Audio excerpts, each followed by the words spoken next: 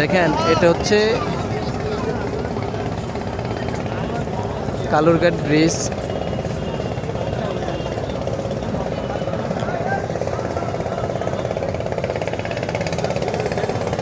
এখানে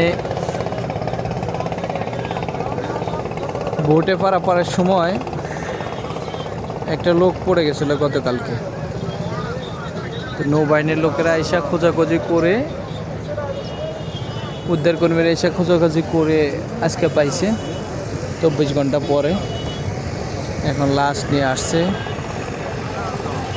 অনেক মানুষ দেখার জন্য ভিড় করছে। হ্যাঁ, যে অ্যাম্বুলেন্স আছে অ্যাম্বুলেন্সের মধ্যে লাশ। আত্মীয় স্বজন আসছে, পুলিশ, নৌবাহিনীর উদ্ধারকর্মী,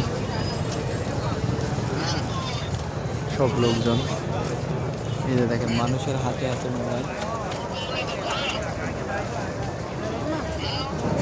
সবাই ভিডিও করতেছে।